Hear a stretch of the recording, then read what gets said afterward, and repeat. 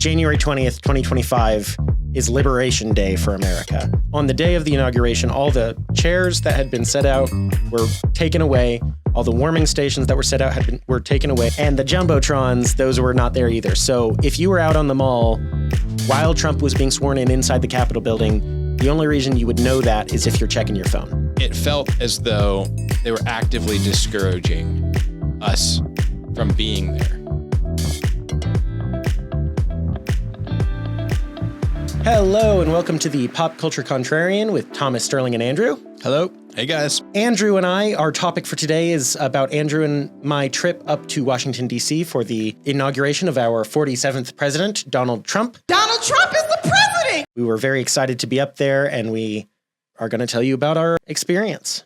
No doubt. Yeah. Yeah, so we also have an interesting perspective here because we have you and I who went to the inauguration. Yeah.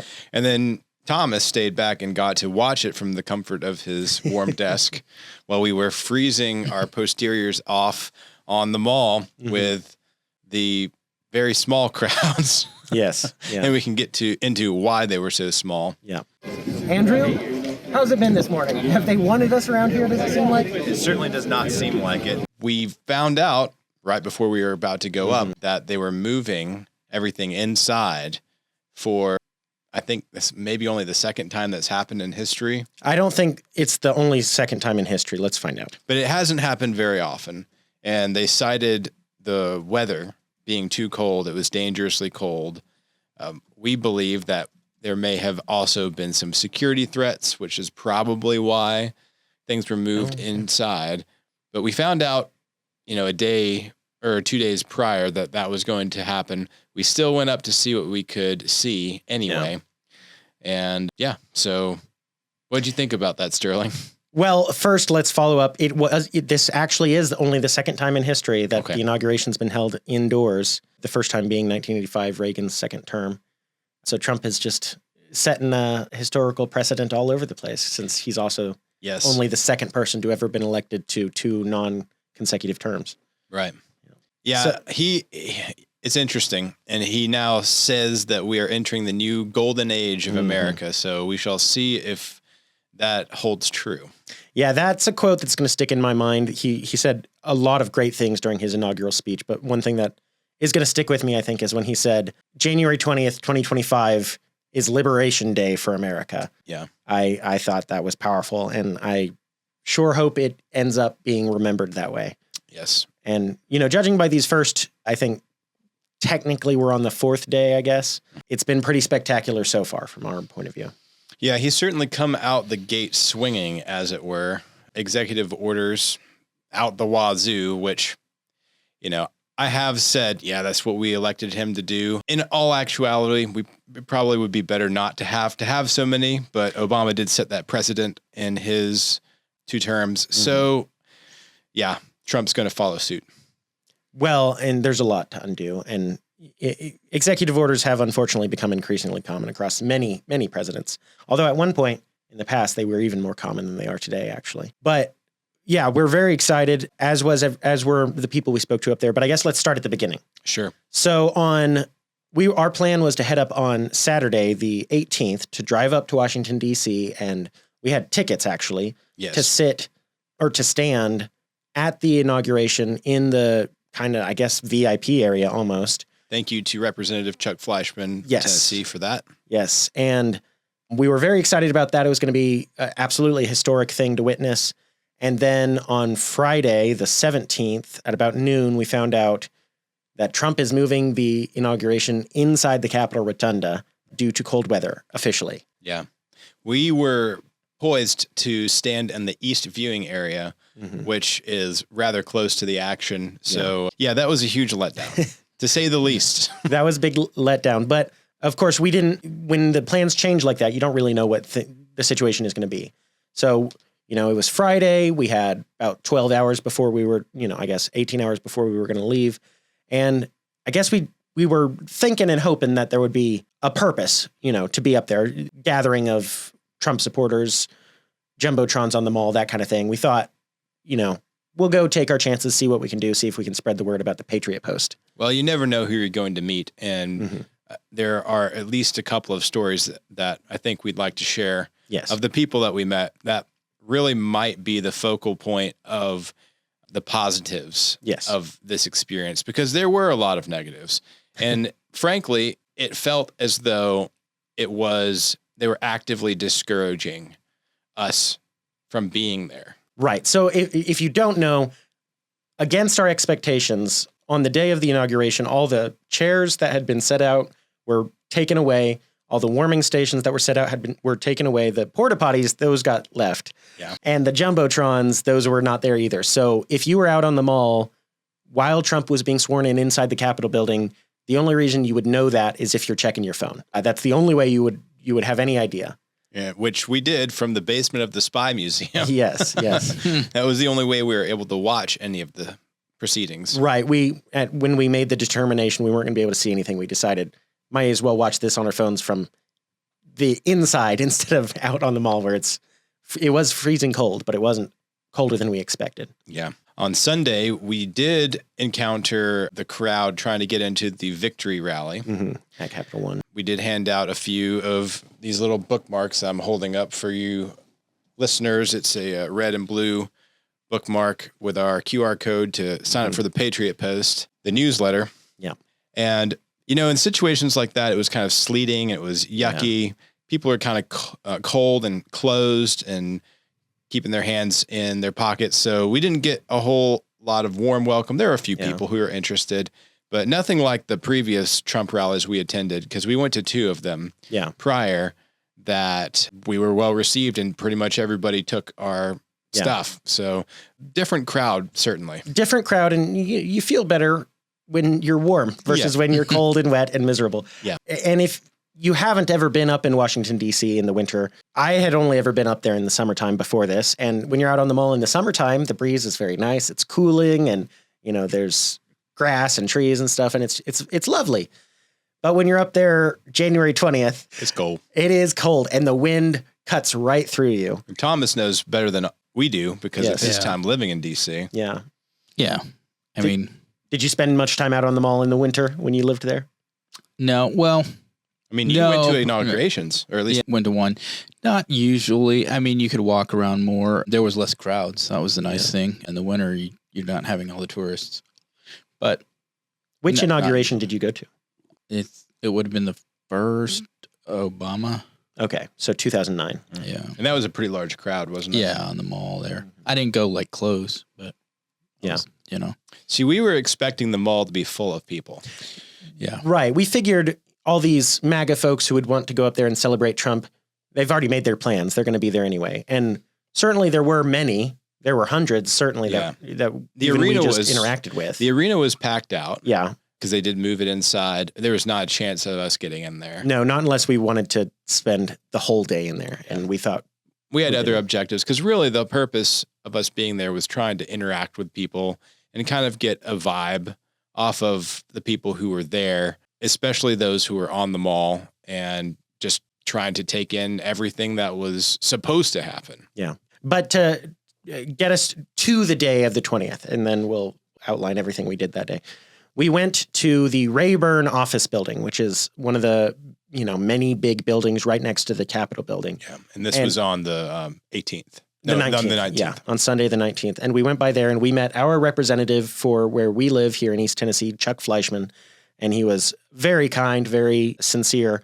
And it was great getting to talk to him. He had some food and drinks, and we enjoyed those and got some pictures with him. And he gave us our tickets that were supposed to get us into the inauguration, and instead are just mementos. Yes. And that was lovely. And then once we'd done that, then we were ready for the next day, I guess.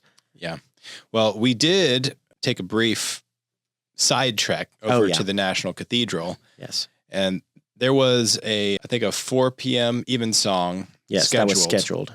But it began snowing furiously. It did. And they canceled the evensong, unfortunately. Evensong service, to be clear. Right. So we were just in the National Cathedral with almost no one, but we met a rather inspiring individual. Yes.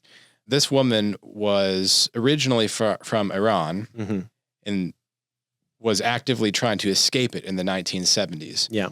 And her story is one of loss and redemption and flourishing on the other side of almost being destroyed. Yeah, I guess to set this up, when we were there at the cathedral, one of the people we were up there with pointed out, hey, those are the two seats that Donald Trump and Barack Obama were sitting in and joking to each other from during Jimmy Carter's funeral. And we sat in them, of course. Yeah, so we had to sit down in them and take pictures, and we were still standing in that area. And then she came back over, got her phone, and started explaining her story to us about how, I think one of the first things I heard her say was, I was a Muslim. Yeah. Yeah, she converted to Christianity because, and I'll make it very brief, but essentially her son was captured and murdered in Iran when she was trying to escape, or she was trying to get her family out. I think she was already in the United States at that time. Were you clear on whether he was killed by the Iranian regime or if it was he'd gotten in some money trouble and was killed because of that? I'm unclear about that. We do still have contact with her, so we may ask if she is interested in sharing her story. Yeah.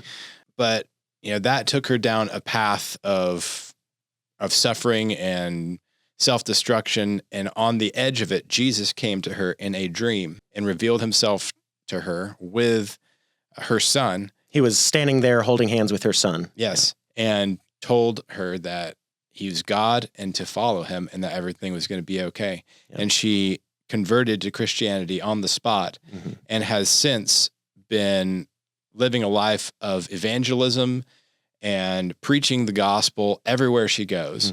And she also has been she's a firm supporter of Israel and went and knocked on like 12,000 doors for campaigning. Yeah. So for Donald clearly, Trump. I don't think I heard her explain how this happened, but she got involved in American politics when she was over here and had become a citizen. And yeah, so she apparently, I guess in this last campaign, I think she said she knocked on 12,000 doors. Yeah. Which has made me feel like, man, I should have been doing more. I was born and raised in this country, and this person appreciates it more than I do. Well, and that's the thing, she is an immigrant, of course, but it was really incredible to hear that story and then hear a story later on from a supposed bishop with a very different attitude about America. Yeah. So to expound on that a little bit, of course, we all know about this. On the 21st, Trump was at a prayer meeting, the inaugural prayer meeting, I guess it was.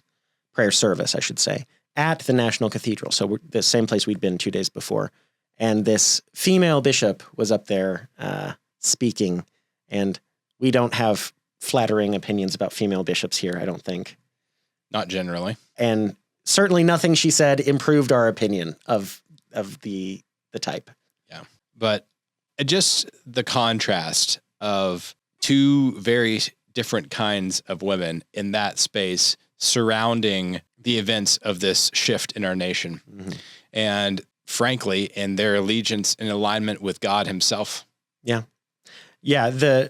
Just to clarify, if you haven't seen this video of this bishop speaking to Donald Trump, she basically interrupts the prayer and she beseeches Trump to, among other things, spare all the trans kids. For the record, we here at the Pop Culture Contrarian, I think, are unified in agreement that there's no such thing as a trans child.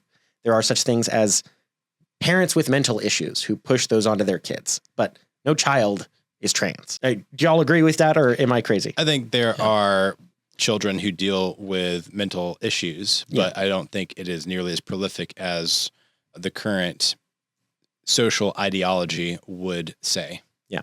But basically the whole speech was a bunch of outright leftist propaganda and assumptions of things Trump wanted to do. And they're so scared, be merciful to them. And it's like, that's not on the agenda, I mean, not showing mercy is not on the agenda. It was a complete disgrace what this bishop said. And comparing it to an actual experience with Jesus in a vision, it was night and day different between someone who I would say is a believer and someone who I wonder about. Yes, no doubt. So yes, that was rather inspiring. And just seeing the National Cathedral in the snow was also quite beautiful. It's a gorgeous building. And then, when the snow was coming down, we got to walk through it and it was like a winter wonderland. And then the next day, we descended upon the mall and the Capitol to throngs of dozens of people on the mall.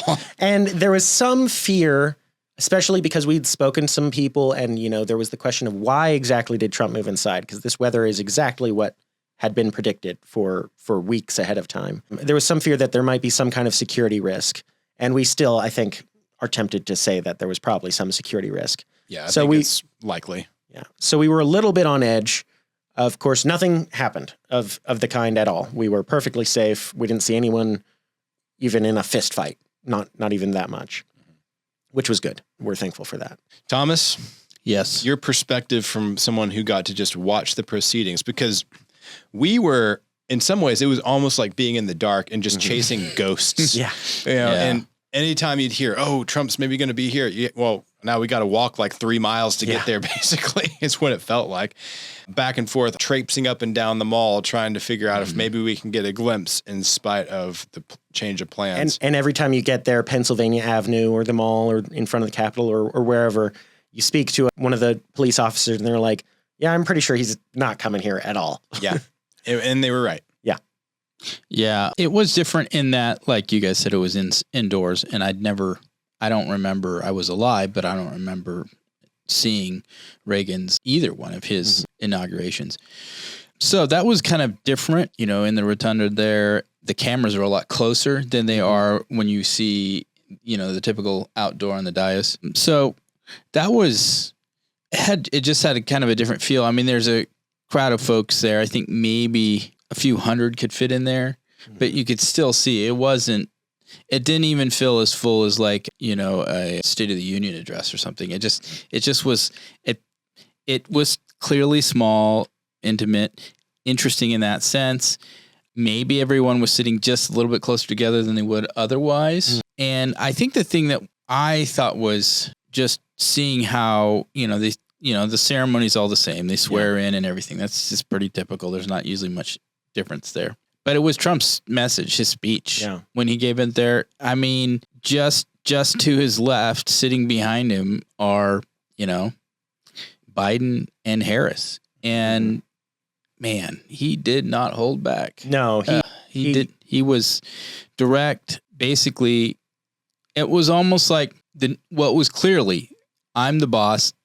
There's a new change coming to town. I'm cleaning up this mess that you guys left. And he was very clear and direct. I mean, he kind of delved into his usual hyperbole on things, but it almost was, I mean, he was obviously very resolute and not angry, but he had a very kind of stern look the entire time. Like, I'm getting down to business this time around. And I mean, what we've seen in the last, like you said, 4 days now, man, he has hit the ground running with a plan, and he's executing so rapidly. It almost feels like the opposition doesn't even know how to respond fast enough. Like you said, it is kind of, the game has kind of changed a little bit for the president with all these executive orders. What did he? I think he signed over 200 on day one. I mean, I don't think it's over 200. I think it's much less than that. No, it's like 200. Yeah, I think it is, Sterling. Okay. Yeah. It's quite a few. It's quite a few. So, and it will continue until, I mean, it's how he's getting effectively the ground laid and reversing everything he could from the Biden era and doing it as fast as possible. According to Grok, which granted could be wrong, the number of executive orders signed is still under 30 so far. That's interesting. I was seeing it reported as 200. Yeah, it was too. And I'm almost positive it's got to be over 30. I was just looking at something. Well, I saw a graph and it was showing that same number earlier today. And I've been looking at pretty much every order that's signed as it's announced. Yeah. Okay. Well, maybe you're right. Maybe it's only 28. Yeah. It seems like there's a whole lot more. Maybe they're very momentous. Well, what I'm wondering is if there's a mixture of executive orders and other orders that aren't necessarily under the XO title. That's probably true. Like things like Gulf of America is not going to be an executive order. Okay. Right. So anyway, he's getting down to business. So as far as just the feel of, I'm not big on pomp and circumstance anyway. It's important, I understand, to a degree. It's recognizing that things are officially happening, and all the trappings of that are designed to enhance that and express that. I'm just wondering, like, we know that generally that mall, no matter who's being at almost anybody's inauguration, that mall is usually about half full at least. So that's usually a couple 100,000 people at least, maybe, 500,000. So what I'm wondering with what you guys are saying, because you have, the Capital One Arena, which probably houses 30,000, It's maybe 20,000 tops. Of course, they filled in the lower level, so it probably got more. Okay, maybe so. Because they had, the court or whatever was full too. Yeah. So let's say 30,000 at best, probably not. Like you said, 20,000 or 25,000 maybe. So that's a fraction of the number of people you would expect to show up for an inauguration. And especially this one with the popularity of Trump. Yeah. This time around, I'm just wondering, where'd everybody go? I mean, that was what we were wondering the whole time as well, because we figured, okay, 20,000 in Capital One, there's going to be 100,000 other people around somewhere. Yeah. And certainly we passed and even interacted with dozens of people and saw hundreds more, but that's not thousands. Yeah. And, a speculation from the left, or, at least throwing stones, is, he moved it inside because he knew that nobody supports him and nobody wants to come out and see him.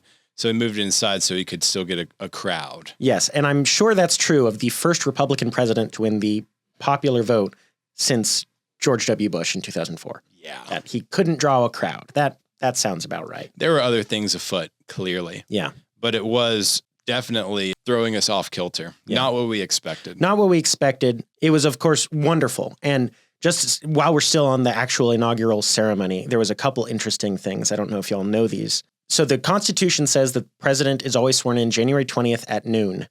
Well, because a couple of the Democrat women who were speaking ahead of time wouldn't shut up, it was actually J.D. Vance sworn in as vice president at noon, and Trump, what I read was correct, granted I could be wrong, but I think Trump was actually sworn in at 12:01, which is interesting. And the other interesting thing is, because they were rushing, Kavanaugh was rushing with J.D. Vance, and then I guess Roberts was administering the oath for Trump. Because he was rushing so quickly, John Roberts started administering the oath to Trump before Melania walked up with the Bibles. So Trump wasn't able to get his hand on the Bible while he was swearing the oath, which does not negate the oath in any way. And the intention was there, which is, I think we all agree, the important bit. But that's just an interesting factoid that he did not actually have his hand on the Bible during the oath. Yeah, it's part of that pomp and circumstance. It's symbolic, but it doesn't. It's not legally binding. Yeah, legally binding. I know it's generated a bunch of memes or claims. A bunch of people who do not care about the Bible or Christ are like, see, he didn't actually swear an oath. It's conspiracy theories and all that stuff start running out. There have been a few things like that predictable. Any just minuscule piece of fodder is going to be taken to the nth degree. Yes. Now you guys were on the mall Sunday the day before. Yep, we were. Now there was parties and stuff happening then, right? Or I mean, not on the mall, but there were parties in town. Was there like a concert on the mall or anything like that? No. It was the only thing we saw was the line of people for the Capital One Arena, which is blocks away. So it was a huge long line, and these people, I doubt any of them got in because it was already like 3 p.m. or 2 p.m. by the time we were there. Mm-hmm. Yeah, and they were blocks away still. So we spoke to a couple of guys on Monday who were in that line and said they were in the line for hours and never got in. Yeah. Which is why, because it was the same, presumably it was the same situation on the 20th. And we just figured, why wait in line for hours and hours when we could be out, maybe getting a glimpse of him driving from place to place or something like that. Yeah. How was the traffic around the city where you drove?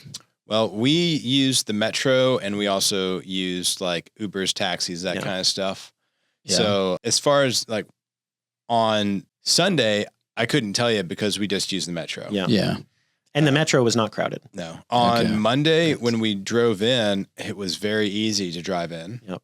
When we drove in, we actually got an Uber for that one. And he was able to drop us off fairly close to the Washington Monument. Yeah, right by the Washington Monument. Okay. So it that was it was MLK Day too. So it was a day off for folks in DC. So you're not going to have the normal traffic into Yeah. the city. But it's just the crowds that would have been there for the inauguration. That's the thing that seems strange to me, that where did all those people go? Mhm. That I have the I same know. question. I'd like to find out. We did still see a few people from a far piece. We met some folks Mhm. from Alaska, met a couple of guys that were originally from the United Kingdom, or originally from America, lived in the United Kingdom, but they're American citizens. They had been living there since children. Yeah, But- they called themselves British Americans. I assumed Yeah. they didn't say this, but I assumed that meant dual citizenship. They had moved back about 6 months ago, citing the shambles the United Kingdom is in and the Labour Party and all that kind of Yeah. stuff. And of course, that woman from Iran, Hmm. And we met- Marjorie. We met people from Colorado, and of course, we were from Tennessee. I think we maybe ran into some other Tennesseans. Yeah. I mean, there were Texans. folks from all over, but just the quantities of people were I'm low. just wondering, because they announced the change, Friday or Yeah. Thursday before? I wonder if a lot of people just canceled their plans. I'm Apparently wondering. so. I'm wondering if anyone was in the region that could have driven there, like you guys were, could have said, maybe I won't. I mean, if you've already scheduled flights and everything, it might be a different story. But that's the only conclusion I can come to. I mean, there's still enough to do in the city, even if you weren't, going to be able to see the inauguration. There's all the, the museums, there's great restaurants. There's lots to see, the history. Yeah, we saw the Washington Monument, the Lincoln Monument. Of course, getting a up close view of the Capitol building is always impressive, or relatively up close.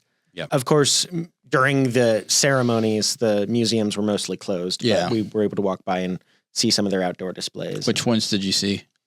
Did you go in? You said you went into the Spy Museum. Yeah, we were just in the basement, though, in the food court. There was a food court down So there. we didn't actually get to really see any.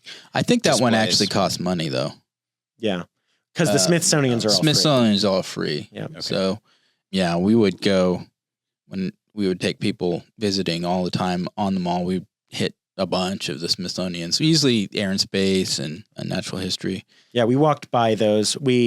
I saw for the first time, because it was built since the last time I was there, which was like 16 years ago, the Museum of African American History, I Yeah. think is what it's called, which Right. when it was built, I saw pictures of it and it looked like a very unattractive building.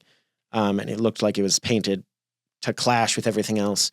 But when we were actually up there, there was a facade that I think may have been added later. Don't quote me on that. It was really attractive. It was attractive. It was, which is nice because the whole city is statuesque, literally, Yeah. and marble and white brick or whatever. And it's a gorgeous, gorgeous city of the kind we pretty much just have one of in the US. Yeah.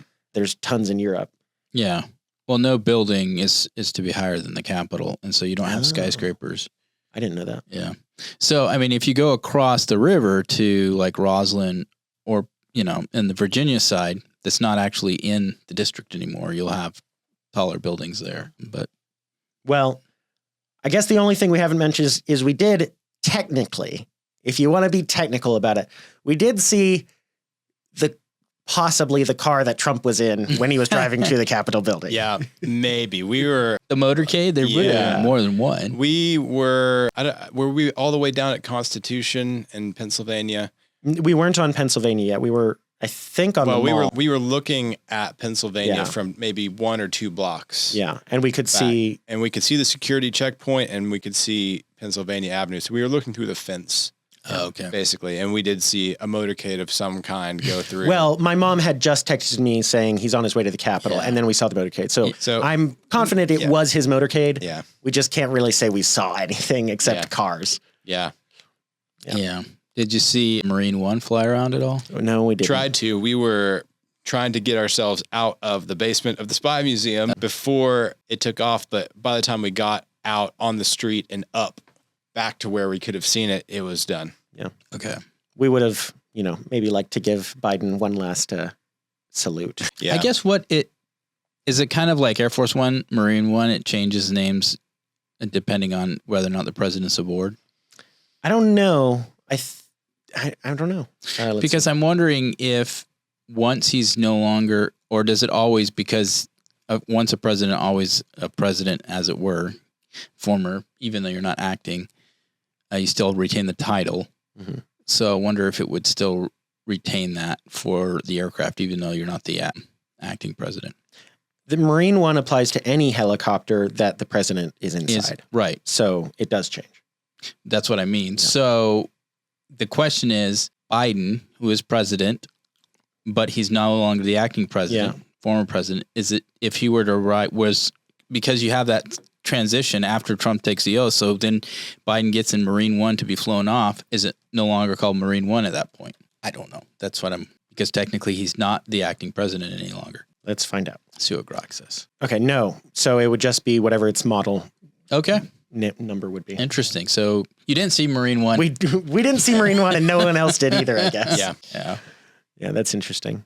Yeah, I guess we've gone for a little while now, I think. Yeah, I think we'll tack on at the end or I'll just go ahead and roll now some of our remarks from the Lincoln Memorial, and you can hear it as it was live. Yeah, and you can see me all dressed up nice. Yeah. Hello, it's the Pop Culture Contrarian once again. Brought to you by the Patriot Post. Brought to you by the Patriot Post. They sent us up here. We're very grateful. We are here now in front of the Lincoln Memorial. The great tyrant, first Republican president. Sterling didn't actually say that. You misheard me. So it's been quite a day, Andrew. Yeah, really not what I expected, especially from some of the information we've gotten about past inaugurations. Yeah. It's not too common that an inauguration goes indoors as it did. I think Reagan did that. I'm not sure how many others have. Actually done it in the rotunda. And there was an expectation that there would be at least some kind of gathering out in the mall. And there were groups of 50 here and there, but other than that, there were not the massive crowds you see in the pictures of other inaugurations. And we've heard different things. It may have been due to the weather. The weather is not terribly warm. It's really not dangerous, as far as I can tell. You could say there may have been some security threats, and we wonder about that. If that's the case, it seems that they've likely been thwarted because nothing has happened, thankfully. And we're grateful for that. We absolutely value Trump being in office more than anything else. So, yeah, no doubt. But not what we expected to happen. No. But we are certainly happy that it has happened. And Trump did go directly to work in the Capitol building, sitting down and signing all kinds of stuff right out the gate. Executive orders. The flags are now at half-mast, but when we got here this morning, they were still in the process of being raised. Yeah. And I think one of the executive orders Trump signed today said, on Inauguration Day, the flag should be at full mast every time, which just makes sense. I'm hoping that he'll also make Election Day a holiday going forward. Yeah. And then maybe even Inauguration Day a holiday. That would be pretty cool. Yeah, I'd say the highlight for me has been getting to talk to all these people, all the supporters from all over the country. Yeah, we've met people from Alaska. We've met a couple of guys. They're United Kingdom American citizens. Yeah. They lived in the United Kingdom since they were children. And we've met people from Colorado, and we met a lady who was Floridian or Iranian by way of Florida. Yes. That was a very cool story. We'll share that on the podcast on Thursday. We'll be sharing that on the Thursday podcast. Her story is extremely inspiring. Yeah. And a lot of really awesome, inspiring people, some of the nicest people you've ever met. Almost no arguments. Yeah. And we've seen plenty of detractors, but most who we've engaged with have been just gracious, good-hearted, wonderful human beings. Eager to talk to anyone else who agrees with them. And you got a pretty good shot of one of these kind of protesters. Yeah, she was a runner with a shirt on that said expletive Trump and gave me a couple of very jolly birds and a fantastic photograph, and I thank her for her sharing her opinion. Yeah. Freedom of speech. And we'll share that with you guys. Yeah. We're very glad here to be standing in front of the memorial to the first Republican president, as this most recent one has just taken office. Yes. Could not be more excited. Go Trump. Yes. Go Trump. Go Yes, Trump. ma'am. Yes, ma'am. That's the mood for everyone here today. Yep. Yeah. We're happy to see it. We're happy to see a lot of Americans who are pleased with the decision of the people. And we're also happy that the people who are not very vocal. Yeah. Yeah. Well, I think that's pretty much we've covered it throughout the day at our various recordings and told you what has happened today. And I think you really need to turn around and get this shot because the views up here in DC are just incredible. Yep. Fight, fight, fight. Yes, sir. Yes, sir. All right. All right. Well, this is the Pop Culture Contrarian with Thomas, Sterling, and Andrew. This has been our account of our adventures at the inauguration. And we'll see you next week. Bye. Bye. See you guys.